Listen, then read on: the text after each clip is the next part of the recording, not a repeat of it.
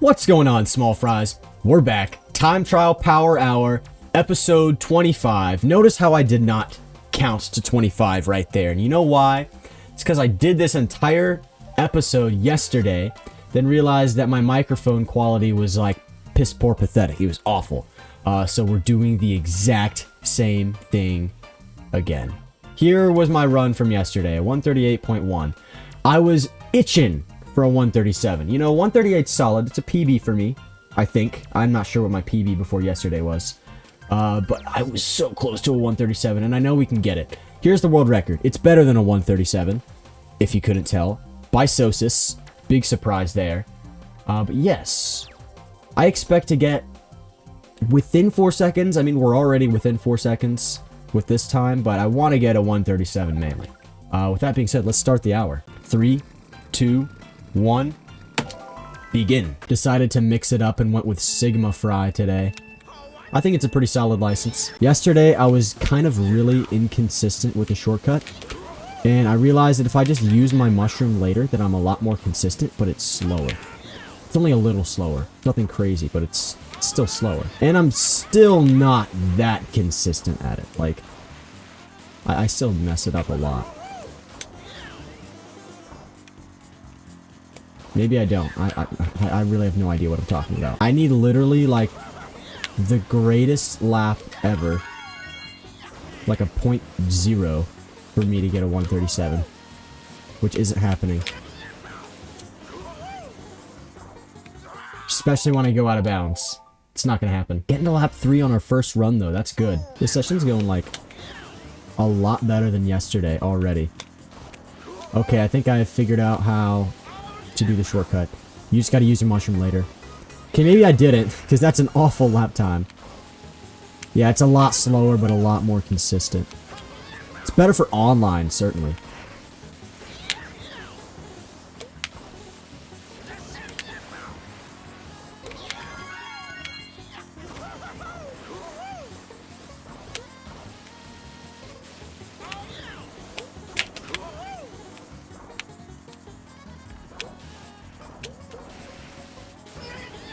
Alright, well, there's our first time of the whole day, 4 minutes in.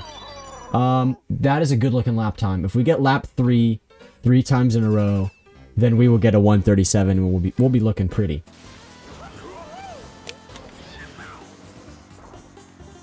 Ooh, barely making it over that off-road. It's close. Someone in my Discord said that they were time trialing this from the glitch. They were getting pretty consistent at it. That's awesome. I love that people like glitches. I like watching glitches. Personally, not a fan of doing them at all. It just feels like too much sitting there and doing the same thing over and over again. Which is exactly what time trials is, and I love time trials, but I don't know. I just don't find glitching interesting. That's part of the reason why I stopped doing Unlock Funky Kong percent.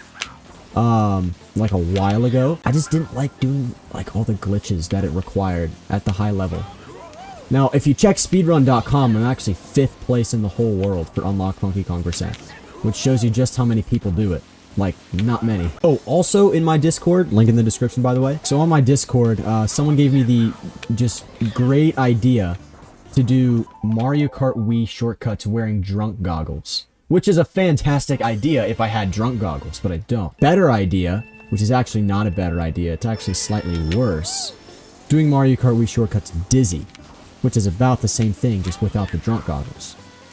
So expect a video like that coming soon. Yeah, I really like doing the shortcut videos. I'm very surprised. Like, looking back at the past few months, I'm surprised I haven't done more shortcut stuff. Like, last summer, I remember I was, like, just going to town on all sorts of shortcut stuff, like top 10 easiest shortcuts, best shortcuts, doing shortcuts blindfolded, which we have done recently. If I fail a shortcut, the video ends. That was a good one. I gotta get back on my shortcut content stuff, because that's actually fun to make. Not saying this isn't fun to make. This is fun to make, not very fun to edit. Like, I enjoy editing online content a lot more than time trials. Time trials feels just like an endless... Oh my gosh, he's doing the same thing over and over again. Yes, I do address myself in the third person when I'm editing. Ooh, oh, oh, oh, oh. I am dancing with death. with that off-road, man. You know what? For kicks and for giggles, I'm gonna do, I'm not gonna do. I'm gonna try to do this. Oh, here we go. Hoo-ah! Surprise, surprise, I did not get it.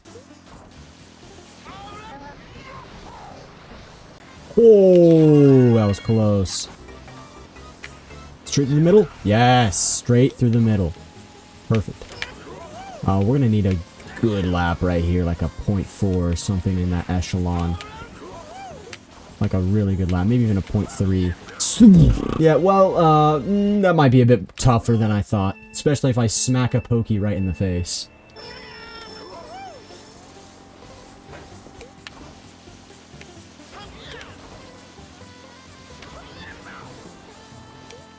You know what it is? I need something to talk about. Something to keep my mouth busy while my hands pop off on the track. Remember on Toad's Factor, I just started talking about the Holy Roman Empire.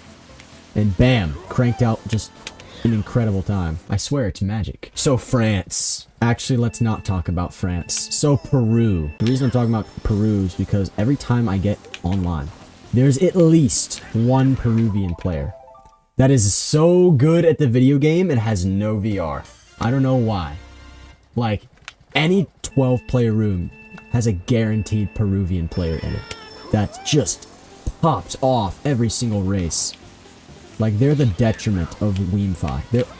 I don't want to say they're awful, because they're good racers.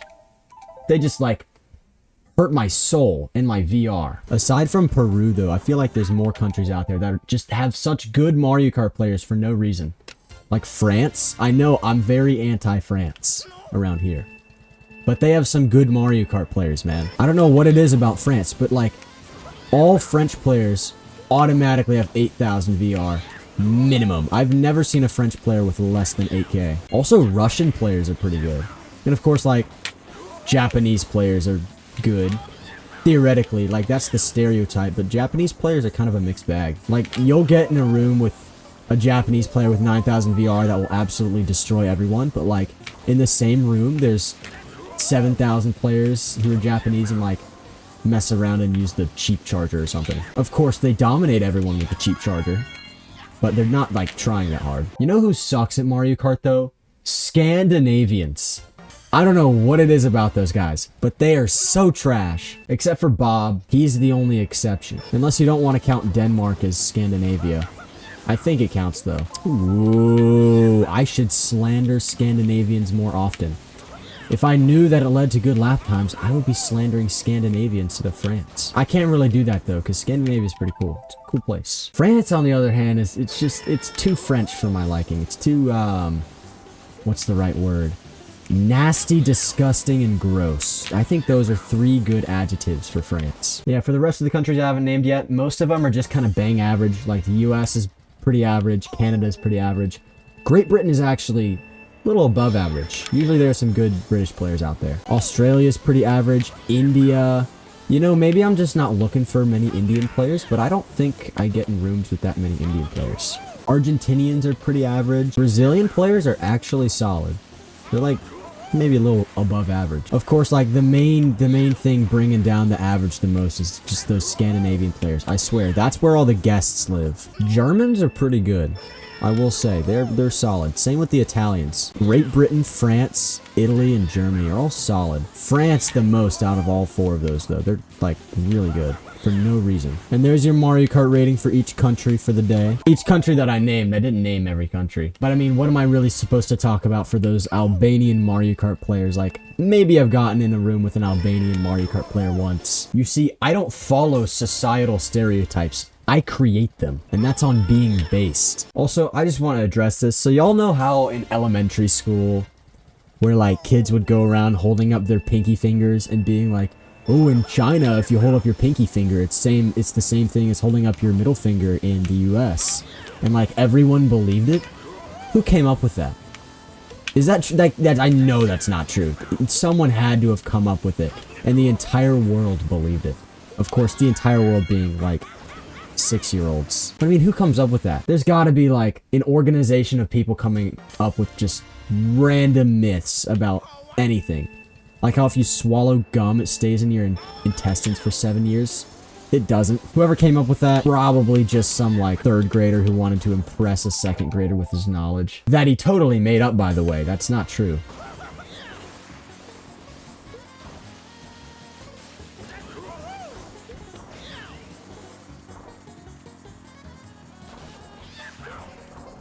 Oh! How did I mess that up, dude? Oh my. That was gonna be it. That was gonna be a 137. Oh man. It looks like we just gotta do it again. I mean, we did it once.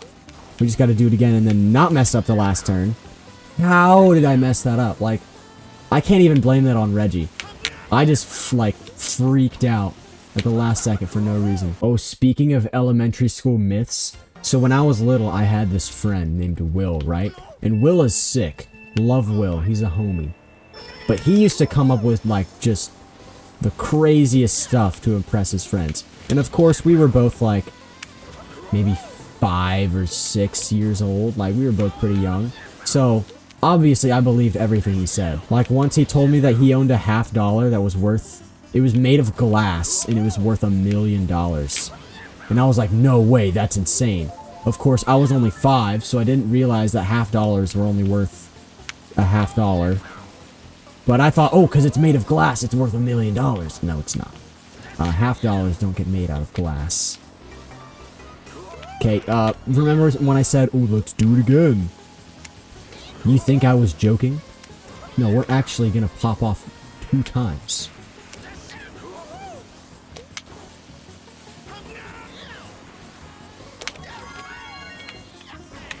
This lap could, like... I could sell so hard on this lap. It's very possible. No way. Get on the road! Oh, I sold! Again! Okay, but for real, why did I get a slip drift going into the shortcut on that second attempt? What the heck, Reggie? That's so dumb. If I didn't get that, I probably would have completed the run. We're getting dangerously close to the hour mark. Okay, we're actually not. We're still pretty far off from it. But, I mean, if this is the peak of the session, then we've only got a few more minutes till the peak of the session ends, and we're just going to be left in the fumes. Talked more about the time trial cycle in Rainbow Road. Basically, the first 10 or 15 minutes is warm-up, then after that, the next 10 or 15 minutes is the peak of the session. That's when you're at your best. That is when you PB. And then after that, you're fatigued. And you can't PB anymore. It's just impossible. Took me like 30 minutes to warm up, so now that we're finally about 40 minutes in, we're nearing the end of the peak of the session. Or maybe we're past it, because I'm hitting trees all over the place. I'm starting to get a feel for the track, though. I'm starting to understand when I should start drifting, and why I get bounces when I start drifting at different times. It makes a little more sense now that I've been time trialing it for almost 2 hours. Of course, that first hour is going to be gone to history. No one's ever gonna know about it because, you know, the microphone quality. This isn't exactly my favorite track either. I'm more of a Dry Ruins kind of guy, or Dry Desert from the GameCube. Such good tracks. You know, dry tracks are just the best. Like, it's simply true. Anything else that tries to be like a desert themed track but isn't dry, it's just not it. Like Bone Dry Dunes. Come on. Nintendo, why did you make a track themed after Dry Bowser? It's such a bad theme. Not many people even pick Dry Bowser in the first place. Like, who goes, you know what I want to do today? I want to play some Mario Kart as Dry Bowser. Absolutely no one in the entire history of the world has said that. You know, I think a part of the reason I don't really like desert tracks that much is because of the slidiness of the sand. Just not a big slidey track guy. I don't feel in control when I'm on slidey tracks, or as in control, because I still feel in control. And you know, the biggest part of this game is how much control they give you over the vehicle. It's awesome. So when they take that away, it takes out one of the best aspects of the game. Now with that being said, Dry Ruins has the slidiness and is still awesome. So that just goes to show how great Dry Ruins is. You know what's even weirder though? On custom tracks, when they use this exact sand texture, and it's not slidey. They did that in Flowery Greenhouse, and it's so strange. I don't like how they did that. Why did it send me so far to the right? Maybe I shouldn't have leaned back as much. I think that's it. We're getting the lap times for a 137. We just can't put it all together. All right, we got 15 minutes to get a 137. If we don't get a 137, I mean, it's not the end of the world. We got a run, at least. I'm getting a good feel for that turn. And for this straightaway, too. I usually don't have to realign that many times. Usually only once. Of course, I still have to realign. It's not like I'm a pro at this. I'm just getting better. No double trick, which is weird. I hopped, but it didn't... Ooh, this is gonna be bad. Come on. I don't think this will be a 137. Nope. Oh, if we got a tighter alignment, maybe. That's still a PB, though. It's a PB. That's good. I will take PBs any day of the week. We just want a 137. I mean, we don't need a 137. A 137 would be nice. But, man, okay, we want them. We need a 137. We really do. You know what the key is? I know what the key is. We gotta go for it one more time, though, for good luck.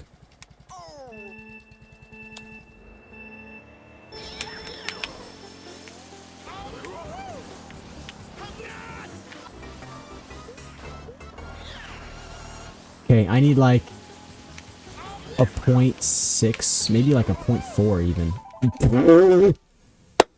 Alright, well, I think we should have been asking for no off-road to the face. Alright, we got 7.5 minutes. I mean, if we really just believe we could get it. We really got it. Oh, yeah, we really got to believe. Please make it over. Ooh, we did. Good. Gave us a bad alignment in the next turn. And a good lap time. Ooh. Alright, that was kind of a weird one. It ended up working out, though. Yep, it really worked out.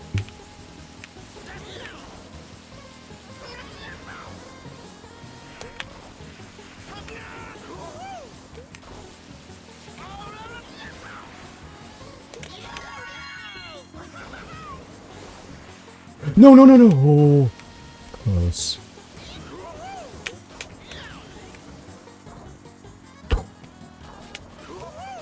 Not gonna choke. 137, baby. Let's go! Yes! That last lap is gonna be like a 0.9. Yep, I knew it. Oh, but we clutched it with that lap 2. Oh, goodness, yes! I was right. This is exactly what we needed, man. 137. Love to see it. 0.8, we didn't even need to go through 0.9. We just skipped that entirely. The next 5 minutes, I will be attempting to beat the world record. Obviously, of course, in celebration, I should do the glitch one more time. Wow, that was so close. I almost got it there. I mean, I could be putting in runs right now, but I mean, we got a 137. That's basically on par with the world record. All right, third time's a charm. Hooah! That was even closer. Hooah! We're so close. You know what? We're coming up on overtime. I want to be able to do this in overtime. That'd be sick. Ho, ho, ho. We're so close. We're licking the pavement, dude. We're so close. We got 40 seconds to do it. And if we don't do it, then we got overtime. Now, you see, getting up on the rail is just the first half. The second half is getting to the other side. This will probably be our last try. All right.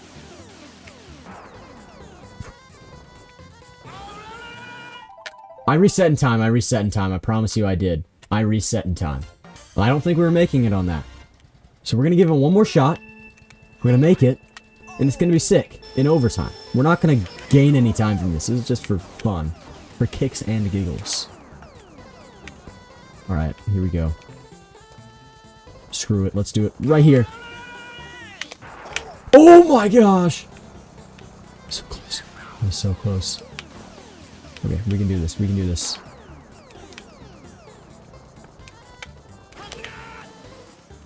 Maybe okay, I don't think we can do it anymore. We can still try to get up on the rail, though.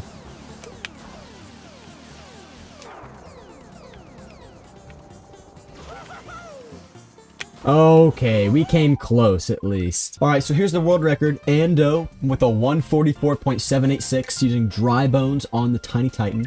And here's my time, 137.8. We actually beat the world record.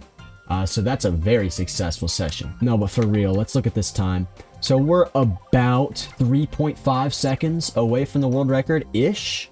That's solid. I will take that any day of the week. Of course, for a track that I rarely ever time trial and I didn't even know how to do the shortcut going into it, that's great. I think this was a very successful session because I learned how to do the shortcut. But with that, small fries, I hope you enjoyed the episode. Stay safe, stay cute, stay loyal, because I already know you are. And goodbye.